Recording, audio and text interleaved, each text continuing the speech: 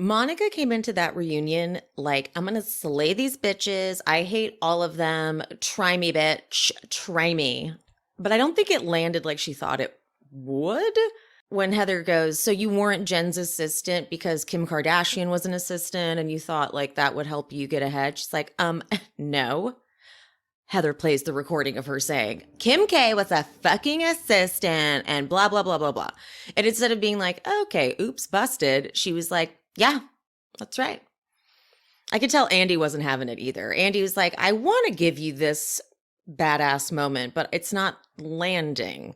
Like, you are the only one sitting on this couch, on these couches, that applied through casting. And also when Monica said that she told casting that your show sucks, it's probably going to get canceled because the ratings are bad and it's because you don't have the right cast.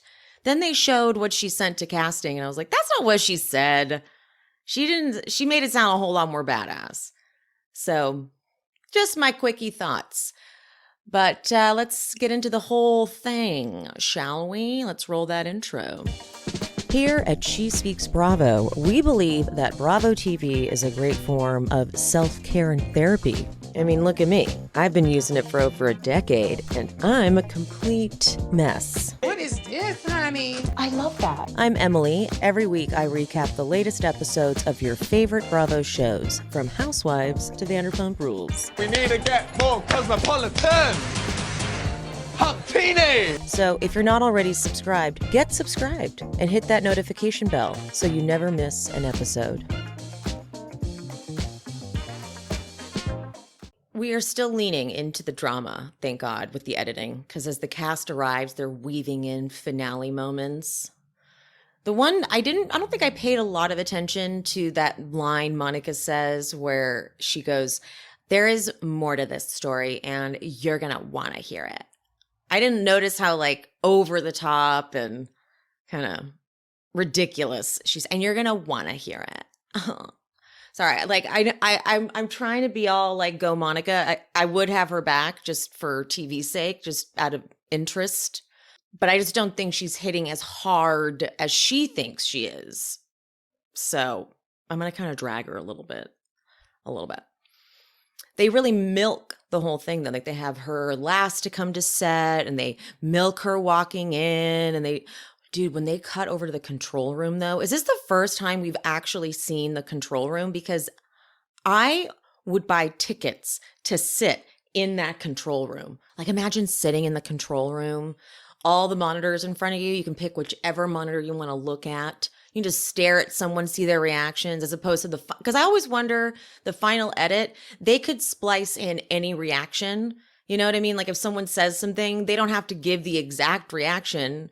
They could be like, let's pretend she was like, so I would sell tickets to the control room. They'd be in the thousands, but I mean, it looks so fun just sitting back there with my popcorn.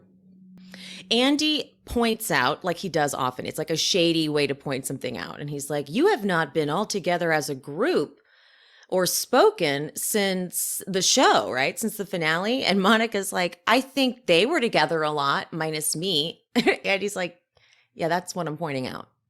That's my point. That's like what I'm saying. She's like, okay.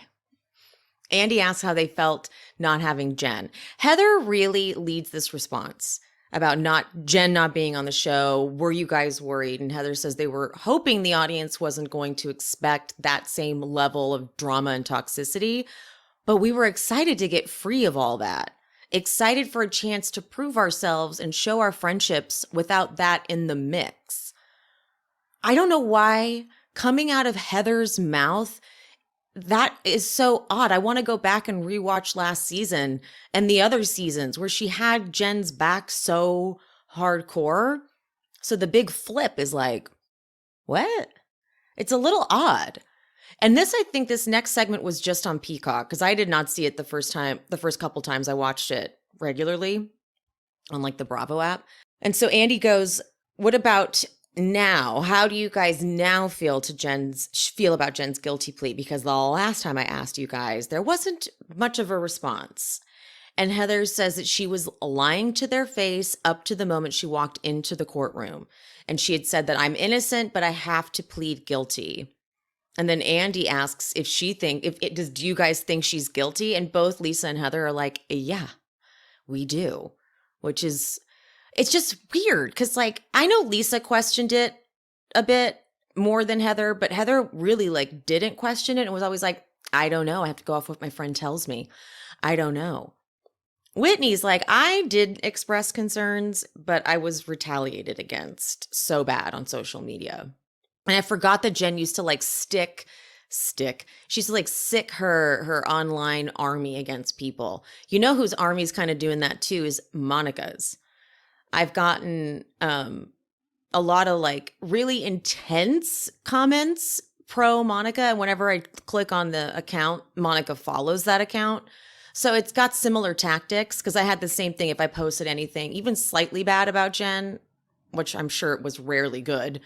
I would get like vicious, very passionate, but like vicious comments. And they typically would be people that Jen Shah followed.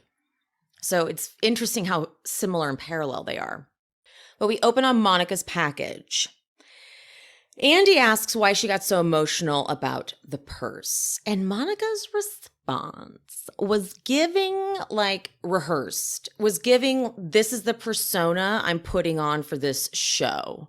Like this was the character development I came up with when I applied for the show. She says that the rest of the ladies are all married, their kids are successful, and what am I bringing to the table? I'm a whore that's going through a divorce that has 4 kids and lives in a 3,000 square foot home. And I think every person has felt at some point like, I don't belong. It just felt so like, and Andy even says, yeah, I mean, I think that's why it resonated. It was either like a dumb question for Andy to have asked because you were just going to get a very obvious answer. Or even Andy was like, yeah, I guess that's the obvious response. Everyone in their life has felt at some point like I don't belong. They have. This is also Housewives. You know, it's the show, like we scream about wanting wealth and opulence on the show, but then we get Monica, who's making it seem like all of the wealth and opulence they show us isn't right. But I'm like, you wanted to be on this show. You applied to be on this show. That's what this show is. They're all superficial, materialistic, wealthy women. That's kind of the whole thing. This isn't Vanderpump Rules or, you know what I mean? All right, Andy asks Monica why she didn't like Lisa freaking out about her ring and losing her ring. And Monica's like, well, because it was like $60,000, $60,000, $60,000. And Lisa goes, I only said the price 3 times. Even Andy was like, what? Why did you? Okay. But then Lisa cries legitimately talking about this ring. It was a push present for Henry, and they weren't sure that they'd have more kids. They don't have more kids. I'm sorry. At the first time, they thought after Jack, she wouldn't have been able to have more kids. So for Henry, that was like a miracle. And Monica's like, well, why didn't you say that? And then Monica tries to like bust Lisa by saying that she said John had just bought it. Like, you said John just bought it. And Lisa's like, no, I said it was sentimental. And Heather backs her up too. And then they show flashbacks of her saying it was sentimental. So nice try, Monica. Lisa says that go ahead, you can ask John if you don't believe me. Just because I get upset over losing a ring doesn't mean I'm not relatable to the middle class and I'm part of the 1%. Monica, with all the attitude in the world, of course, is like, well, you're right about that. And you're definitely not the 1%. That's correct. And Lisa picks up on the vibe. You know, she's like, okay, I can tell. But I like that she doesn't quite know what the dig is. She's like, I could tell this is a dig. I can feel it. Not 100% sure what it is, though. And that's when she's like, no, the 1% is like Shaq. Andy asks who Monica thinks started the rumor about Monica stealing the ring. And Monica looks over at Lisa and Heather and is like, they did it. They, of course, deny it. And then Monica asks, well, why didn't you go online and say that you don't think that? And Lisa's like, well, that's like not my place. I don't need to do that. And Heather, under her breath, says, well, because maybe that's what some of us thought too. And Monica's like, well, at least you admit it. At least you say it. I'm like, damn. Andy's like, well, we did a poll on Watch What Happens Live. And I think he's going to say that the poll said that people voted that Monica stole the ring. And Lisa's like, well, maybe people also just watched your behavior and made that accusation. And then Lisa also says that she loves her new ring. It's nice. It's just not the same. I want my old ring back. And she does look right at Monica when she says that. And Monica's like, why do you look at me when you say that? I don't have your ring. And I don't even want to speculate into this. But I don't know, her behavior was, I don't know. I get why she's pissed because it is dangerous. And then she calls it stereotypical. And Angie laughs and then chimes in trying to defend Lisa, saying that she never said you stole the ring. And Monica tells Angie to shut up, you bench warming bitch. That's very much a troll comment, just so we're clear. That's very much a fan feedback comment that she's stealing. Because I know how people comment. I see it all the time, and that's just very much that. But I don't know. Monica is coming in overly defensive about everything, so maybe that's what I'm picking up on. And I do understand her wanting to clear her name because that is a big accusation. And I've heard that she's going to do a lie detect. She's trying to set up a lie detector test with the police so that she can prove she didn't steal it. All the behavior was just a lot, but I feel like that's how she's going into this thing, right? And she does. I didn't even go into the bathroom until 20, 30 minutes after you had lost the ring. And I don't know if they edited that part where Lisa's like, that's true or something. But Lisa, according to the editing, Lisa just kind of looks at her like, I think Lisa really thinks that she stole the ring, which is a first here on Housewives. Andy asks her to describe her relationship with Monica. And the way Monica answers, it's just, you had to expect these questions were coming. But the energy is like, I guess we were friends first. And then I worked for her, if you will, and enemies, I guess. Now, here's where I'm going to put this little story together here that she's trying to sell. She claims that, honestly, I always felt more just like a friend, but I would go get her groceries. I would make sure she was on time to her freaking meetings. And Andy's like, wait, hold on. Was she filming this show at this point? He's obviously wondering what Heather is about to prove. And Monica's like, I think she filmed season 1. I think. Like she doesn't know, but she knows. She knows. And Andy goes, was she paying you? And she says, no. So you are taking time away from your kids for a job that didn't pay you? And she's like, yeah. Kind of like, duh, yeah. And they're all confused about why she would do it for free. Monica, once again, with the honestly, she was my friend. She needed help. It didn't start like that. Like with such a stank face, like you dumb bitch, that vibe. We were friends first. And I was like, I can help you until you need somebody. That doesn't make sense. That does not make sense. And Heather goes, so you didn't have Kim K started out as an assistant and look at where it got her, and I'll start out as an assistant to see where it gets me? Monica, she acts like she's so dumb for even suggesting this. She's like, no. Well, Heather busts out the voice note. Kim K was a fucking assistant, and look at that bitch now. She's like, yeah, and? Bitch, you got caught lying. And only reason I was an assistant was a fucking stepping stone. Anyway, Andy's like, so does this prove that, what does this prove exactly? That she wasn't doing it for free out of the kindness of her heart with Jen. It was to get on the show. And Monica's like, I didn't think I would ever even end up on the show. But why would I not try to get on the show? Okay. Heather's like, I'm just clarifying that you weren't helping her just because you were her friend. You had ulterior motives. And Monica tries. This is where she really does not, I don't believe this. She says, I didn't even know she was on the show when I met Jen. That doesn't even make sense. You meet Jen. This is after they had filmed season 1. You become friends with her. You don't know she's on the show? You don't know she's on the show. They'd filmed season 1. Utah's a small town. Salt Lake City is small. Everybody knows everything.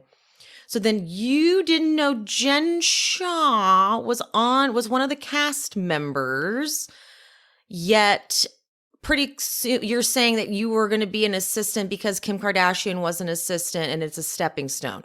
What would be the stepping stone to be friends with Jen and work for Jen if you didn't know she was on the show? Therefore, that would be a stepping stone to get on like that. You can't act like you didn't have a clue about that.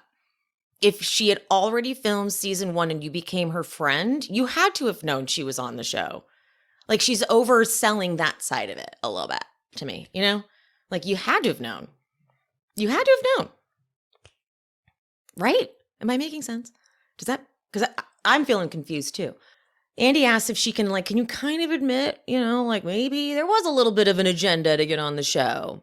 And Monica looks up to the right and starts with, honestly, when I applied to get on the show, I applied just like every one of these women sitting here. She thought that was about to be such a burn, such a read. They're all like, we didn't apply. Lisa's like, I brought the show to Salt Lake City. So, which is true. Like, she's like, none of us.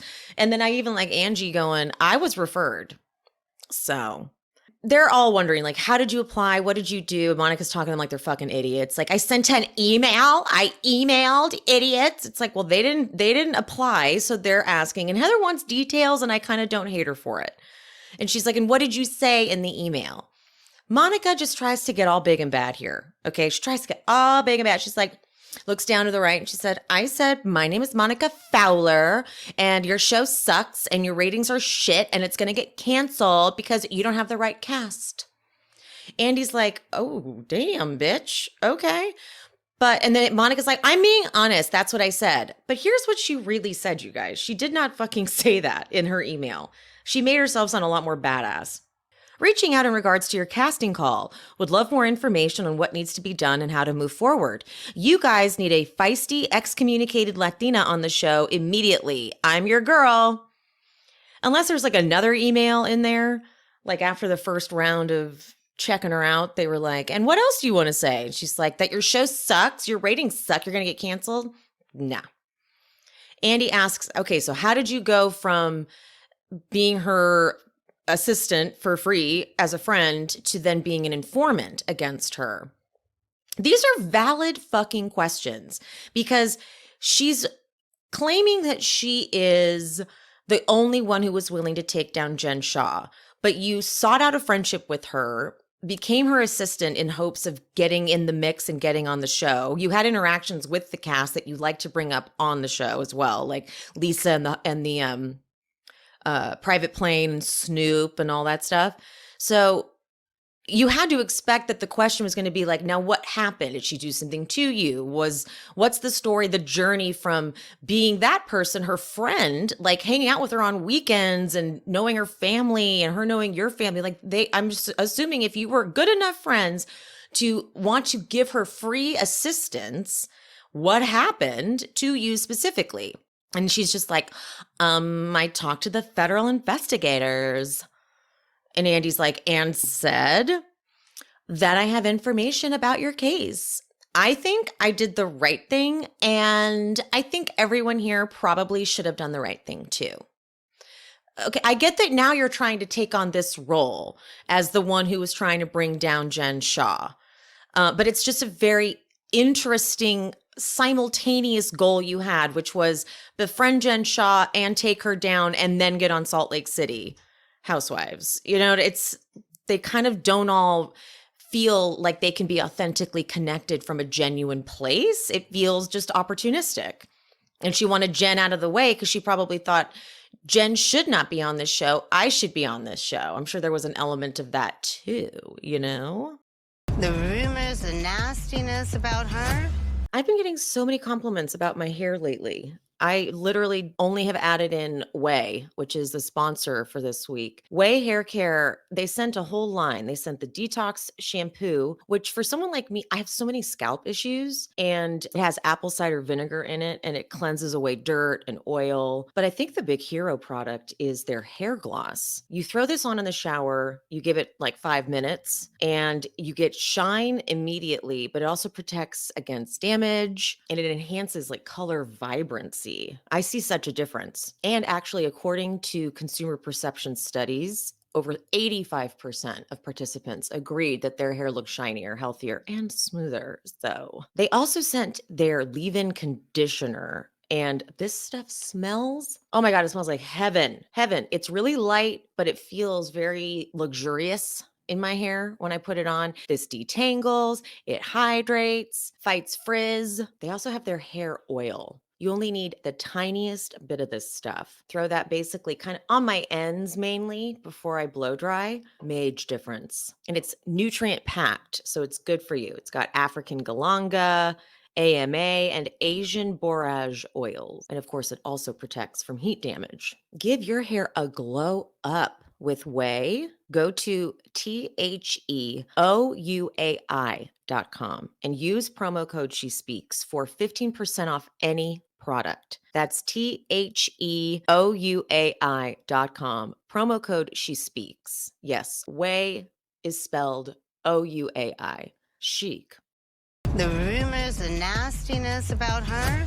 Having a cat or multiple cats and having friends and family over to my house doesn't always go well. My cats always hide. They hide and they act like someone's going to hurt them. Literally, no human has ever hurt you. What's wrong with you? Show them how cute you are, I say. Let me tell you though, my house never smells like the litter box though. And that is because I use Pretty Litter. Nothing beats Pretty Litter's ability to instantly trap odor. It's ultra absorbent, it's lightweight, low dust. That's huge.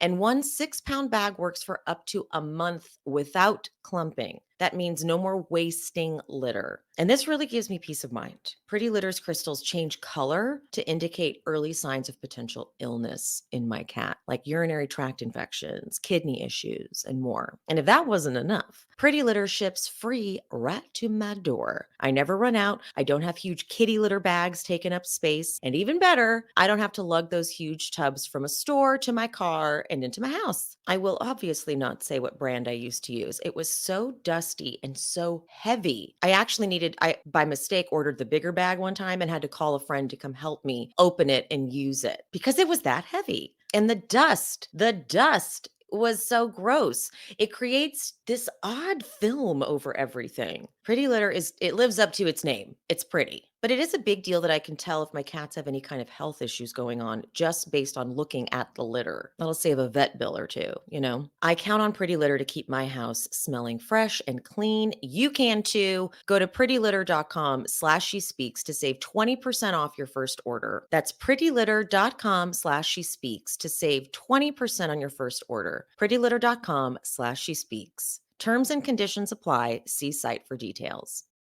I love that. Andy gets on the topic of the affair with her brother-in-law.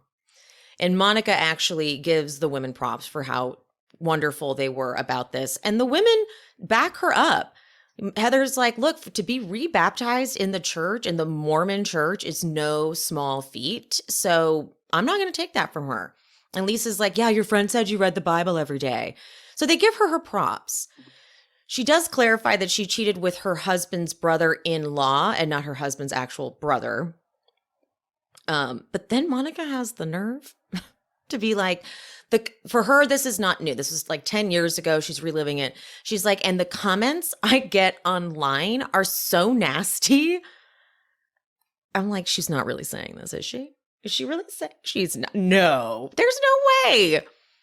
And then Whitney pipes in, and I feel like Monica didn't want to hear it because she's like, I know what you're about to say. But Whitney doesn't, I don't know if this was intentional or if she didn't see the irony because, you know, it's Whitney. But Whitney's not that dumb to not know exactly what we were all thinking. And Whitney's like, it's hard when the trolls online start coming for us. I talked about having an affair and the comments were hard. It's like, right? Now you get it. Now you get what it's like being on this side. So you can't be the troll account and then also come on this show and not tell us that you are the troll account. Now you get what it's like when we, as the people on the show making the content, get all this bad feedback. It's hard. There's the next package is about Meredith basically being mad at everything and all the other friend fights. Like, it's funny to look back on it, how Whitney said talk shit about her bathtub. and how upset Meredith was about that. Or Meredith's freak out in Palm Springs. There are people who are going to be disabled for the rest of their lives. I'm not doing it. I'm not doing it. Lisa and Whitney fighting over how Lisa's not there for her. So Andy asks Meredith if she understands what Whitney said about how she deflects when she's backed into a corner. Meredith says, actually quite the opposite. Everybody here has their own things they go through. Whitney lost a friend, and that's obviously horrible and very sad. But when Lisa cried and cried about her makeup, I respected that. I respect people's feelings, and I feel that mine are not often given the same respect. Andy clocks this bitch. Andy goes, well, okay, the rap on you, though, is that no one knows about these things and you only bring it up when you're confronted about something else. Work, Andy. He's like, nope, we're not letting you off the hook here. Meredith said that the thing about her friend with the kids were going to be disabled for the rest of their life. I found out that morning and I was trying to push it away. And Lisa says, like, I hear what you're saying, but I wonder if you can see what we're saying too. And Meredith says that the women in this group do not care enough to ask her. Lisa's like, I see both sides because I relate to Meredith, but I also see the other side too, where it can look like an excuse. And Whitney's like, you just have to understand like the perception. And Meredith, the reality is I don't need an excuse. You've all seen me in a multitude of situations where it's too heated and I disengage. It's true. And it's also fucking annoying. But either way, you're still just getting out of something. Like maybe stop rocking away. Maybe stay in the scene. How about that? Lisa says the same thing could be said to Whitney, like how she processed things differently with her friend Sherry. So this was some justice for Lisa, this next little bit, because we find out that Lisa did ask what was wrong. And Heather was even backing that up. We got some unseen footage from the first dinner in Bermuda. With Whitney saying that Lisa asked too many times and that antagonized me to have the fillings. So there was kind of no winning for Lisa at that point. And I realized something about Lisa because I have a couple friends. I have a couple friends that are like this. I don't go to them when I really need like an emotional coddling. They're just not equipped. They're just awkward. Like, my friends Chris and John, they're married. I've known Chris for forever.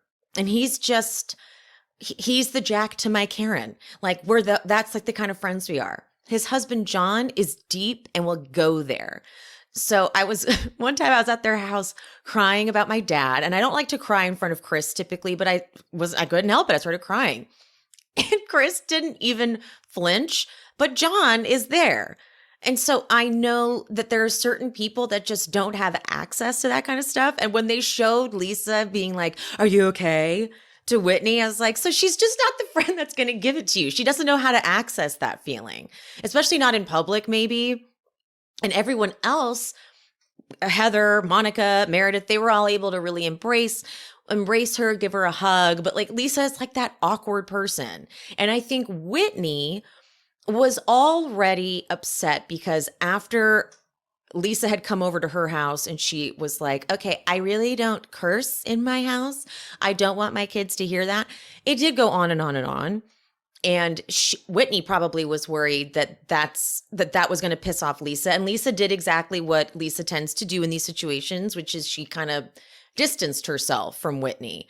But it was during the time of her friend's passing. And so I think maybe she was like reading into anything she could with Lisa, because I can tend to do that. If I'm already insecure about something else, I'll kind of start like using anything as more evidence that that's what's happening. You know what I mean? So I feel like that's more what it's about. And Whitney's having a hard time admitting like, okay, you did check in. You were there for me in your way, but I was actually pissed off because after my house, you like ghosted me, basically. You know? Viewer question for Angie. Why did you forgive Monica for spreading the gay rumors when it was actually Meredith? Or wait, whatever the question was. Angie says that she's like, I went to coffee with her and I felt sorry for her situation with her mom. And I think that's also why Lisa was hurt. Lisa starts to chime in and Angie goes, wait, let me finish, baby gorgeous. Lisa loved that. She was like, oh God, that's my name. That's my nickname. Angie says that she gave Monica the benefit of the doubt and Monica laughs for some reason because you're phrasing it like I started this rumor. And Andy's like, well, you brought it out on national television. So Andy's like, I'm just confused. Why are you acting like...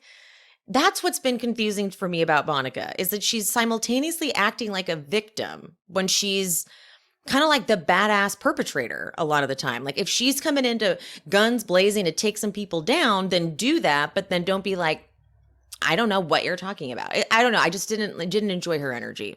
Andy asks Angie how it felt to hear Lisa call her weak and a liar. And Angie hated it because Lisa has seen me confront some really tough situations and she knows I'm not a liar.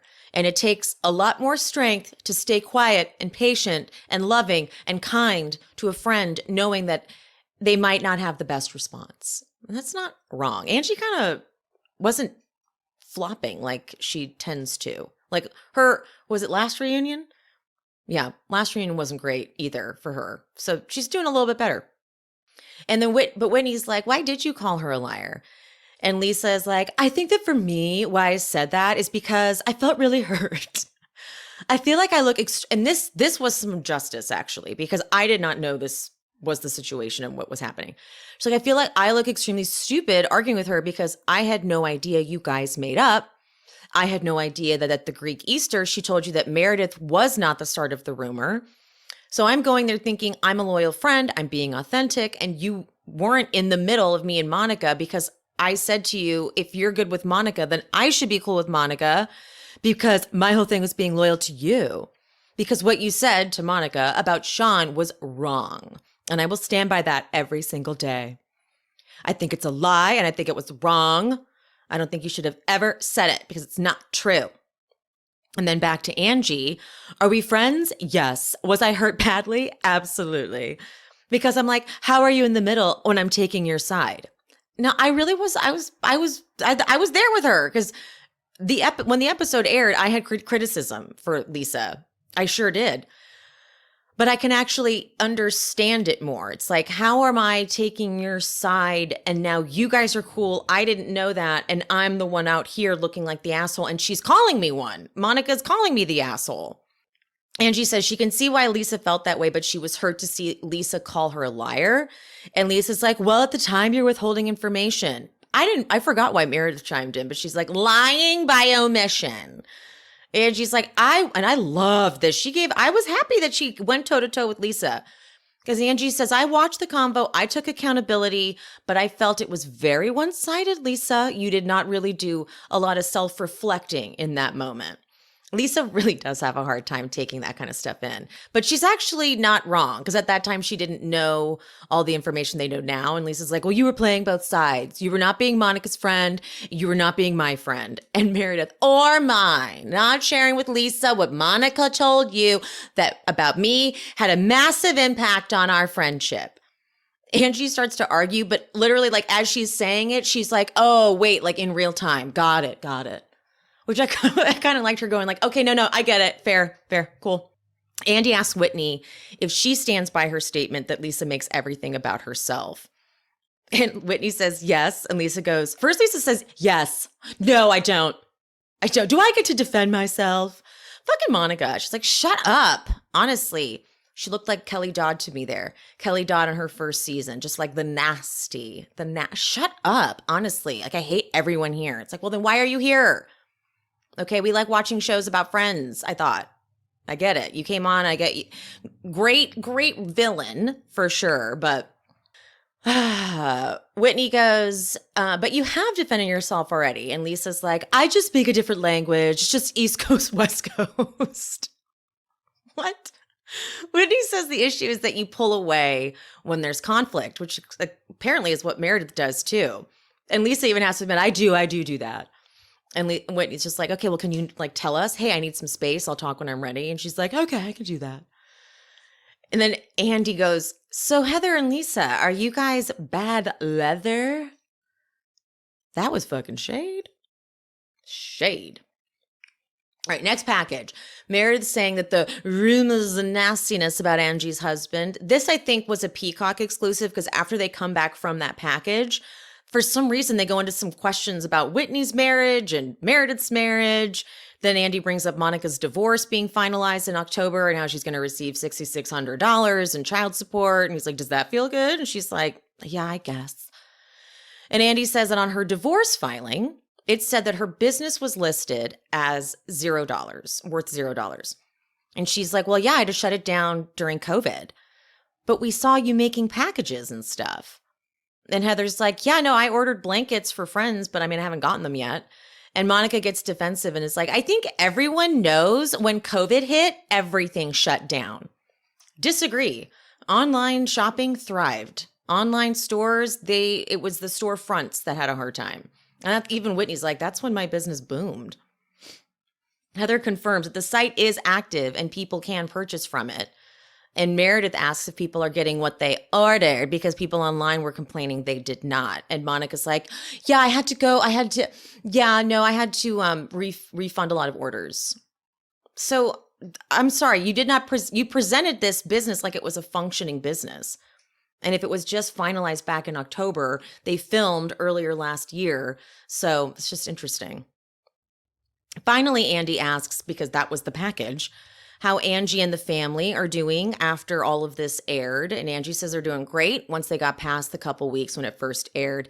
And Angie insists that once it was established that Sean was married to Angie and not gay, the rumors stopped. And Monica laughs. She's like, and Angie's like, the rumors about Sean fucking men didn't come up until this rat came out of the sewer, and here it is. And Monica laughs, and Angie goes, don't act like it's the first time you've been called a rat, Monica. And Monica goes, it's not. You should come up with something else. And I was not mean to you at all during filming. Is she crazy? Is she crazy? Yes, you were. You turned on her in Palm Springs. And I get it. Angie was out of pocket, being all crazy, but you still did. Like, you didn't have to go as hard as you did. Other people didn't chime in as much as you did to, like, defend Meredith against Angie, you know? Angie's like, you were mean. And Monica asks how was I any worse than you telling Meredith that she lays on her back and spreads her legs? But I'm evil? What? How are you comparing the two? But okay, fine. But Angie, I didn't expect Angie's response. She's like, Meredith didn't pretend to be my friend. That's the difference. And that kind of is, honestly. It kind of is the difference when you think about it. Like, at least Meredith never claimed to be Angie's friend, but Monica came in kind of as Angie's friend. Andy says, Meredith, you never elaborate on the rumors and nastiness about Angie's marriage. You did dangle that carrot first in front of Lisa at the restaurant and then to Whitney at the airport. What was your motivation? And were you just trying to get them to say the rumor on camera? Like, you said that, Andy. Meredith goes, first of all, I did not say it was her marriage. Andy's like, you said you want to talk about the husband? Meredith pulls out the fucking transcript, what she said, and she rereads what she said to Lisa word for word. And he's like, okay, great. You said talk about her husband. And Meredith goes, that's not her marriage. Lisa's like, well, that's semantics. And he's like, I don't know, what's the difference? The difference is there could be rumors about her husband that have nothing to do with her marriage, and there are rumors about everyone to make that clear. Okay. Andy's like, we're not done here. Let's go more globally and say you dangled the rumor in front of Lisa and Whitney. So were you doing it in order for someone else to bring it up on camera? Meredith says no. In front of Lisa, I was having a reaction to Angie's behavior towards me after I've been heavily provoked, had a couple of drinks, and had some other very heavy things on my mind. Andy asks Angie, like, what do you think? And Angie says, I am a pillar of the community in Salt Lake City, to which Monica fucking laughs, all right? But Meredith reads off her paper and she goes, at the minimum, you called me a fraud. I have multiple personality disorder. I am a lying bitch. You criticize my marriage. You criticize my business. You threatened to take a hit out on my family. And you called me a trampoline with eyes. Angie goes, that was a compliment. You said I used my son as a pawn to take the heat off of me for rumors that I did not spread, that you made me relevant. You threatened me in the cave, and those are just what I could think of off the top of my head. Oh, Meredith, completely deflecting. And she says she didn't mean she had multiple personalities, though. I was just referring to the different voices that you use. And Meredith's like, well, you said it. Okay, well, that's what you said. It's in the press. God. Andy brings up Angie saying Meredith spreads her legs outside of her marriage. And Angie's like, look, that was in retaliation to the rumors. And Meredith's like, it's shitty to weaponize someone's marital problems against them later. And Angie's like, you brought up my marriage. And Meredith, of course, plays this semantics game till the end. I did not talk about your marriage. I said your husband. Girl, if it was about Sean with other men, that's definitely about her marriage, okay? And that's the problem with Meredith. She won't fucking go there. She won't admit that she can be nasty. She could be nasty. Andy, it's very LVP. Andy reads a tweet. Whitney definitely used Monica to bring up the rumor on camera. Villain era. Monica thankfully has Whitney's back and debunks that, because I remember when that episode aired and I had a bunch of comments, I think on YouTube, that were like, I think that was all Whitney. I think Whitney knew and wanted her to say it. And I was like, I'm just not getting that vibe. And I'm glad that even Monica was like, I said what I said, that she had nothing to say. That wasn't her. Angie says that Monica was determined for this to come out because she went around to everyone in the group and was telling them the rumor at the beginning, like when she first joined, which that's saying something because Monica doesn't argue with that. Monica tries to interrupt and Angie was like, excuse me, this is my moment. And Monica tries it. She tries it. She goes, oh, you finally made it 4 seasons later. And like a beat goes by, Angie's still talking and Andy goes, well, I mean, she could say the same thing about you. So Deceased. Put me in my grave. I can't. But Angie goes off. She says, I deserve to be here. You got your fucking Range Rover under a carport. You spend your kids' money on a fucking purse. You're irresponsible and you're sending a bad message to your kids. Monica, of course, you can't say kids. Monica's like, keep my fucking kids out of your fucking mouth. And Angie's just like, fuck off. You talked about mine. End of part 1. So much happened though. It took forever to take notes because the dialogue was so good. Next week, we are going to find out, Lisa confirms that Jack bounced on his mission. Did we not say here at She Speaks Bravo that I think Jack is just making this up to leave Lisa's house and get away? He's probably so pissed someone saw him in LA. He's like, God damn it, now I got to call my mom. He was just planning on hanging out, partying with some friends. Which kind of is ridiculous because he was really using he was being very pious about the mission and like, Mom, you don't get it. You're not Mormon enough. And then he's going to bounce on his mission. You need to get Jack under control. There's also, we find out next week, an investigation going on to figure out, and I did hear about this from my sources, that they do not think that there's all these people involved in Reality Von Tease. They think it is just Monica. But I could have sworn Tanisha has confirmed that it was multiple people. But I'm sure Heather's getting this information from Tanisha as well. I'm sure there's that. Like that's being like cross-checked, but could have swore that's how that went down. Yeah, I wanted to love Monica more. I wanted to, in this reunion, I wanted to like that burn book really like set it up. Excuse me, I have the hiccups. Like it was going to be some savage takedown. We still have 2 parts to go, obviously. But from what I'm hearing, the burn book doesn't really have a lot in it that's like super damning. It's more like photos from high school of them or something, which are damning. Let's face it. Have we seen, like Meredith especially? Go to My Family Jeannie on Instagram and she posts everyone's like younger photos. And Meredith's photo from high school, or I'm assuming that's where it is just absurd. She has like this really like messy hair. She looks like a hippie who lives in a mountain and grows weed or something and was raised by wolves. It's just so like not the Meredith I thought. Granted, high school like photo day could not necessarily be someone's best day. It just wasn't the energy. But when you see Lisa's, it's like, yeah, that seems about right. She's got the big hair, you know. But like Meredith's is so funny. You have to go check it out. My Family Jeannie on Instagram. Anywho. All right, so how are we rating this reunion part? I'm going to give it, for part 1, I'm going to give it an A-. I don't really know what else they could have done. I'm just putting the minus in there for funsies because there's 3 parts. We all know about these 3-parters. So I'm a little worried about part 2. I know that they claim that's what's coming up in the second part, like what we saw in the preview. But I also know they like to leave the really good stuff till the very end of part 2 and then everything else in part 3. So let's all go into part 2 very skeptical. Let's have very low expectations and let's expect it to be pretty filler based. And then if it's anything other than that, we'll be pleasantly surprised. You know what I mean? Yeah. All right. I'm going to go. Gonna get this up for you guys. Love ya, mean it, and I'll see you soon.